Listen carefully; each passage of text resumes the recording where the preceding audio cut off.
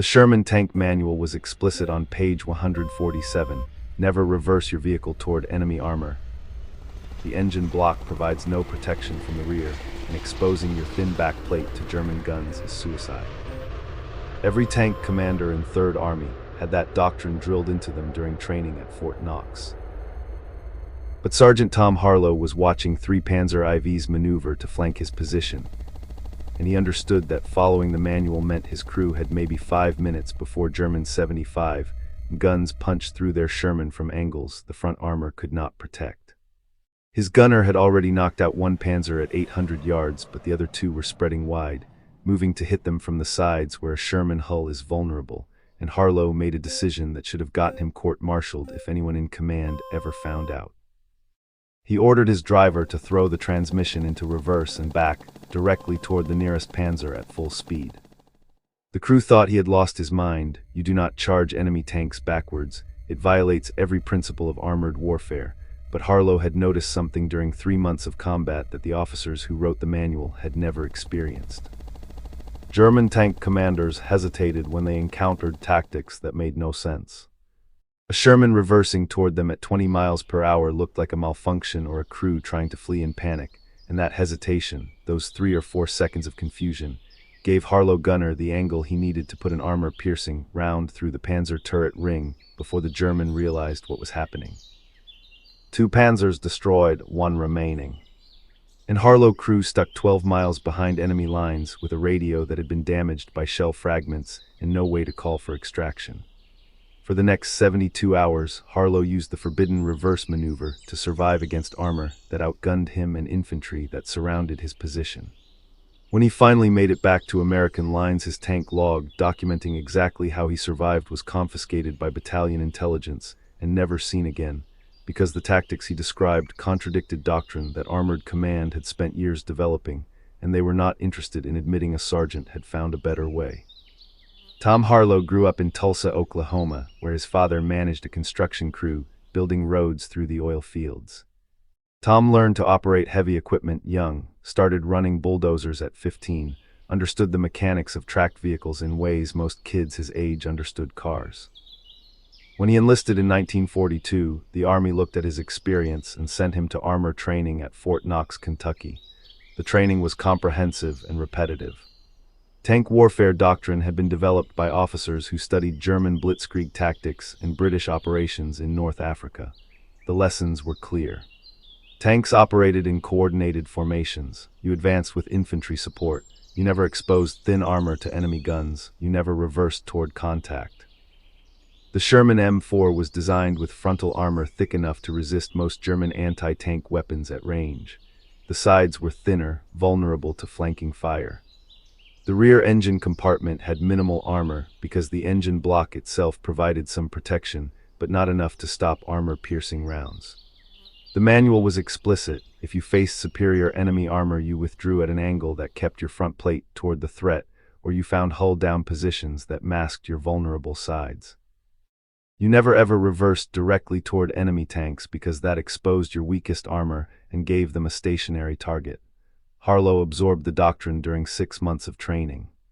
He learned to command a 5-man crew, gunner, loader, driver, assistant driver, and himself as tank commander. He learned to read terrain and coordinate with other tanks and call for artillery support.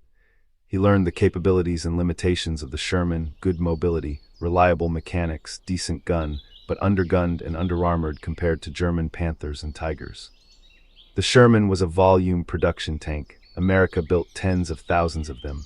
The strategy was overwhelming German armor through numbers, not through superior individual vehicles.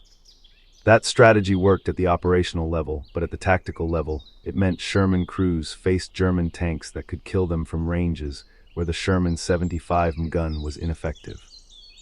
Harlow shipped to Europe in February 1944, landed in England, spent 2 months in final preparation, then crossed the Channel 3 weeks after D-Day as a replacement in the 6th Armored Division. His first combat was in the hedgerow country of Normandy, where tank warfare became close-range, brutal fighting in terrain that negated mobility and forced engagements at distances where German guns punched through Sherman armor like it was sheet metal. Harlow lost his first tank in July 1944 to a German anti-tank gun hidden in a hedgerow 80 yards away. The round came through the front glacis, killed the driver instantly, wounded the gunner, and set the ammunition on fire. Harlow got his crew out through the turret hatches with seconds to spare before the tank exploded. The experience taught him that doctrine was written by people who had never been inside a burning tank, and that survival required understanding what actually worked, not what the manual said should work. He was assigned a new tank and a new crew, and went back into combat with a different mindset. The manual said advance in formation with infantry support. Combat said infantry could not keep up in hedgerow fighting, and advancing in formation just gave German anti-tank guns multiple targets. The manual said engage enemy armor at maximum range using superior American gun sights. Combat said German tanks had better guns with better penetration, and fighting at range meant you died before getting close enough for your rounds to be effective. The manual said never expose thin armor. Combat said German tanks maneuvered to hit your flanks regardless of what you did, so the question was not whether you would be exposed, but how you managed the exposure. Harlow started experimenting with what he called close maneuvering, getting inside the German decision cycle, moving unpredictably, using terrain to mask movement, accepting risks the manual said were unacceptable because avoiding those risks meant accepting different risks that were worse. His crew thought he was reckless. His platoon leader told him to follow doctrine. Harlow kept his methods to himself and his crew, and quietly built a record of surviving engagements that killed other tanks. By September 1944, he had been in combat for 3 months and was one of the most experienced tank commanders in the battalion. Most tank crews did not last that long. The life expectancy of a Sherman in sustained combat was measured in weeks. Crews were killed or wounded or pulled off the line with combat fatigue, and the few who survived learned lessons that never made it into training manuals because admitting those lessons contradicted the doctrine that Armored Command insisted was correct. The Battle of Aracourt in September 1944 was where Harlow reverse maneuver evolved from improvisation into a deliberate tactic. The 6th Armored Division was advancing east through Lorraine when they ran into the German 5th Panzer Army conducting a counteroffensive. The terrain was open rolling country with scattered woods and farm villages, better tank country than Normandy, but still restrictive enough that maneuver was limited. German forces included Panzer IV tanks with long-barreled 75mm guns that could kill Shermans at 1,500 yards, and a few Panther tanks with high-velocity 75mm guns that could penetrate Sherman front armor at 2,000 yards. American doctrine was to engage German armor from hull-down positions using superior numbers to overwhelm enemy tanks. The problem was finding hull-down positions in terrain that did not offer them and maintaining formation when German tanks were more mobile and better armed. Harlow Company was ordered to secure a road junction east of Aracourt. Intelligence said light enemy resistance. Intelligence was wrong. The company advanced in column formation along a farm road and got hit by 3 Panzer IVs that had been positioned in a tree line 900 yards east of the objective. The 1st Sherman in column took a round through the turret and brewed up. The 2nd Sherman tried to reverse but got hit in the side and exploded. The 3rd Sherman was Harlow. His gunner spotted the Panzers and put a round downrange immediately, but at 900 yards the 75mm gun was at the edge of effective range, and the round ricocheted off the Panzer frontal armor.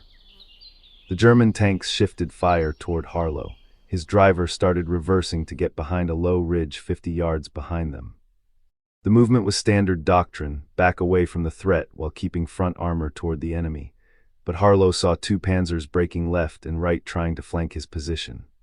In 10 seconds they would have angles on his sides and the engagement would be over. He made the decision in the moment without thinking through the implications. He told his driver forget the ridge, reverse toward the right-hand Panzer, full speed, straight at him. The driver said, "Sarge, that is backwards, we will be showing them our rear armor." Harlow said, "Do it now." The Sherman lurched backward, accelerating to 20 miles per hour in reverse gear, heading directly toward the Panzer that was trying to flank them. The German tank commander saw a Sherman coming at him backwards and hesitated. You do not expect enemy armor to charge you in reverse. It looks like a malfunction or a panicked crew. The hesitation lasted maybe 4 seconds. 4 seconds was enough. Harlow gunner traversed the turret to track the Panzer and at 400 yards put an armor-piercing round into the turret ring where the armor was thinnest. The Panzer stopped moving, Smoke poured from the hatches, one Panzer killed. Harlow told the driver pivot 90 degrees left, and the Sherman spun in place, bringing the front armor back toward the remaining German tanks. The second Panzer that had been flanking left was now repositioning, trying to figure out what had just happened.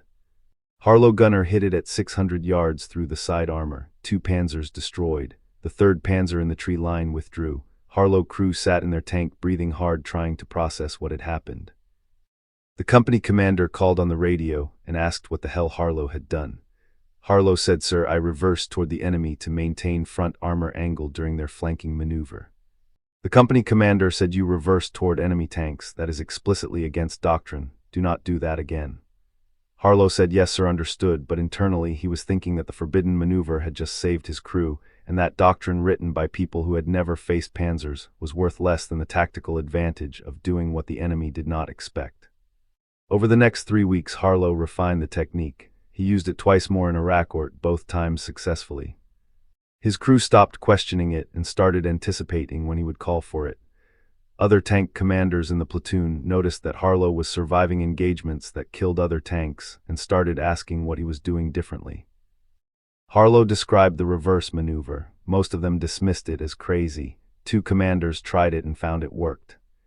Word spread through the battalion that some crews were using reverse tactics that violated the manual but seemed to be effective.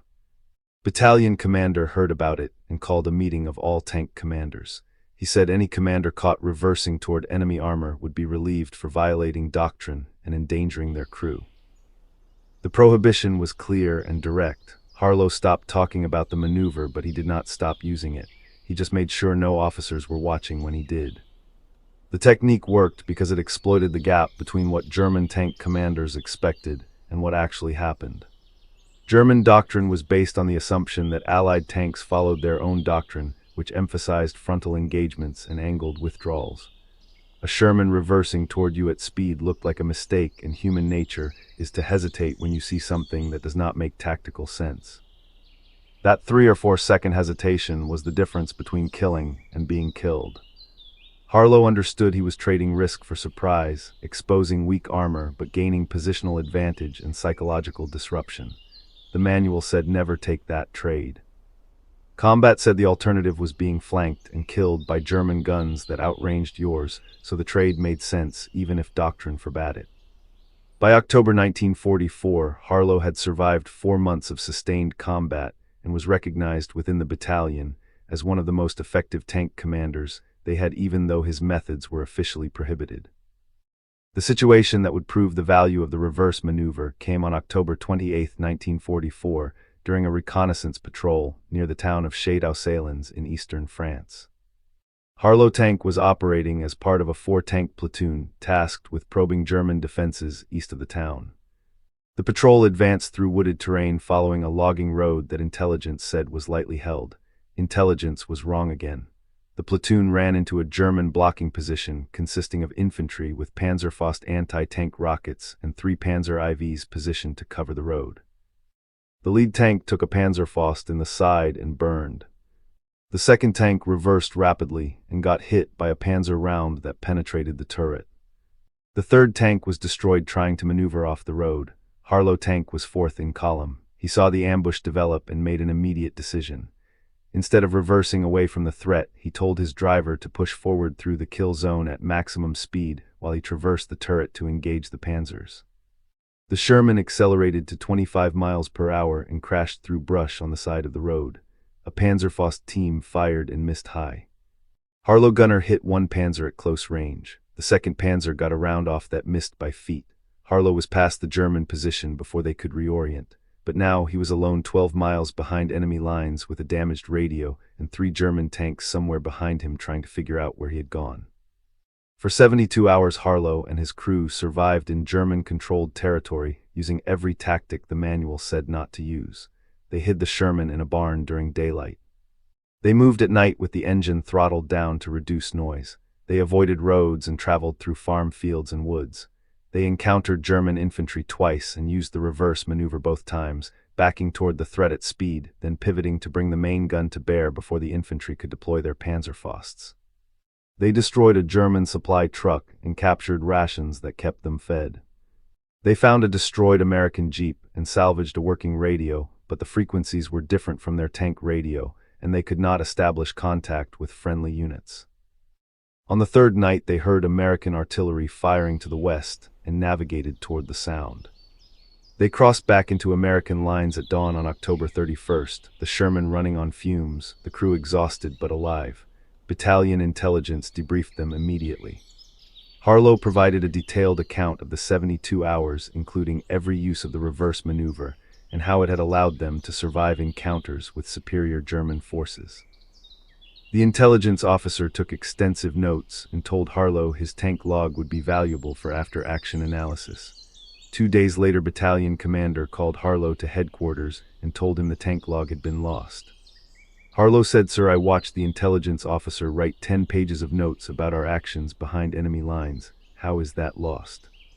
The commander said, "Sergeant, the log is lost. You will not discuss the tactics you used during those 72 hours with anyone outside your crew. Your debriefing notes have been classified and will not be included in official records. You are being commended for successfully evading enemy forces and returning your tank and crew intact, but the specific methods you employed are not consistent with approved. D Doctrine and Command does not want those methods circulating among other crews." Harlow understood. He had proven that the forbidden reverse maneuver worked under the worst possible conditions, alone behind enemy lines against multiple threats over 3 days. But admitting that his improvised tactics were more effective than approved doctrine would require Armored Command to acknowledge that the manual they had spent years developing was flawed. Easier to lose the tank log and classify the debriefing than to confront that reality. Harlow said, "Yes, sir, I understand the log is lost." The commander said, "Good, you are a fine tank commander, Sergeant, and I do not want to lose you over a disagreement about tactics. Keep your crew alive and let command worry about doctrine." Harlow fought through the winter of 1944 and into Germany in early 1945. He used the reverse maneuver perhaps a dozen more times, always making sure no senior officers were watching. His crew became expert at the technique. The driver could throw the Sherman into reverse and build speed in seconds. The gunner knew how to track targets while moving backwards. The loader understood that the ammunition had to be ready faster because engagement windows were shorter when you were closing distance in reverse. Other crews in the battalion knew Harlow was doing something different, but nobody talked about it openly because command had made clear the tactic was forbidden. The war ended in May 1945, and Harlow came home to Oklahoma with a Bronze Star for valor and 3 Purple Hearts from wounds that had not been serious enough to pull him off the line. He went back to operating construction equipment and never talked much about his time in tanks.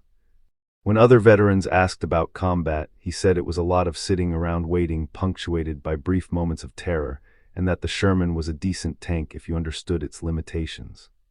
He did not mention the reverse maneuver or the 72 hours behind enemy lines or the tank log that disappeared because command did not want evidence that their doctrine was inadequate. In 1979, a military historian researching armored operations in World War II interviewed Harlow as part of an oral history project. The historian was specifically interested in tactics that differed from official doctrine. Harlow described the reverse maneuver in detail, explained the tactical logic, acknowledged that it violated everything the manual taught, but insisted it had saved his life multiple times. The historian asked if there was documentation. Harlow said there had been a detailed tank log from his 72 hours behind enemy lines, but battalion intelligence had lost it after his debriefing. The historian requested Harlow service records and after-action reports from the National Archives. The service records confirmed Harlow had been in combat from June 1944 through May 1945 with the 6th Armored Division. The after-action reports mentioned his crew returning from behind enemy lines in October 1944, but provided no details about how they survived. There was no tank log, no debriefing notes, no documentation of the reverse maneuver or any other unorthodox tactics. The historian concluded that either the documentation had been genuinely lost in the chaos of war, or it had been deliberately excluded from official records because it contradicted approved doctrine. Either way, the story of how one tank crew survived 72 hours behind enemy lines using tactics command had remained undocumented in official military history. Tom Harlow died in 1993 at age 71. His obituary mentioned he had served in World War II as a tank commander with the 6th Armored Division and received decorations for valor.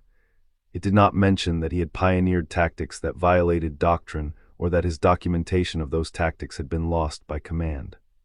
After his death, his family found a footlocker in his garage containing his uniform, medals, and a handwritten journal he had kept during the war. The journal contained detailed entries describing the reverse maneuver, including diagrams showing how to execute it and tactical notes about when it was effective and when it was too dangerous. His son contacted the Army asking if the journal had historical value.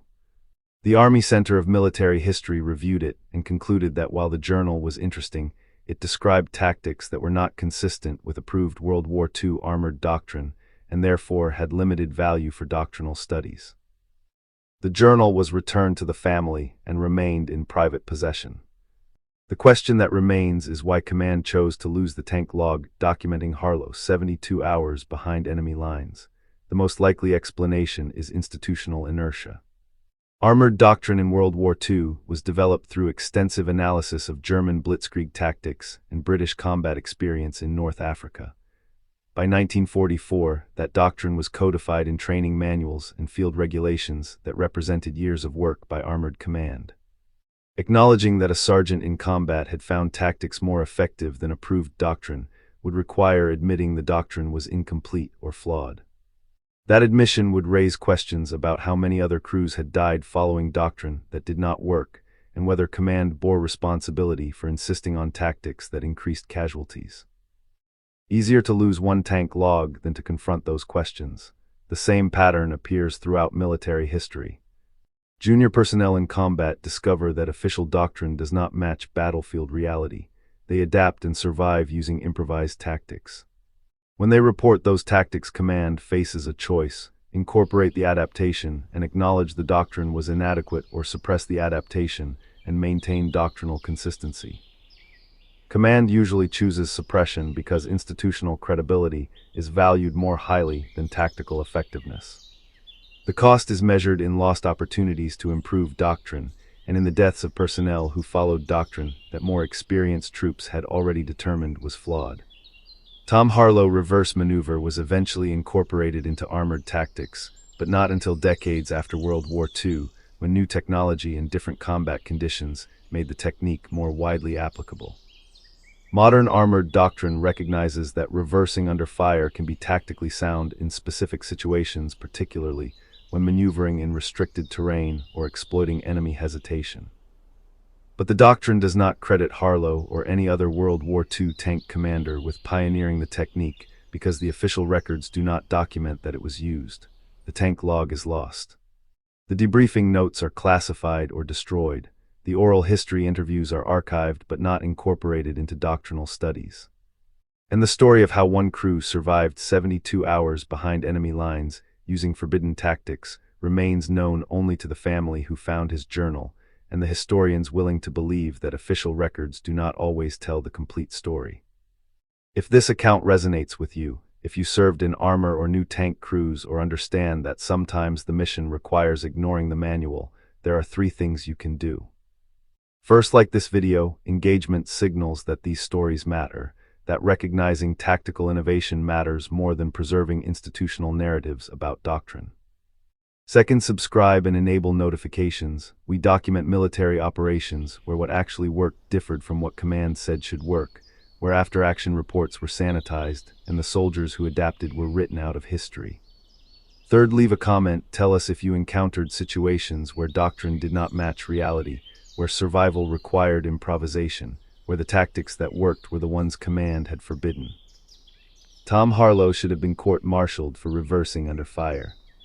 Instead, he survived 4 months of sustained combat in 72 hours behind enemy lines and proved that sometimes the best tactic is the one the manual says will get you killed. Command banned the maneuver, lost the tank log documenting how it saved lives, and maintained doctrine that cost other crews. But the truth survived in a journal found in a garage in Oklahoma and in the memories of a crew who lived because their commander was willing to do what doctrine forbade. Thank you for watching, and remember that sometimes the tactics that save lives are the ones command refuses to acknowledge.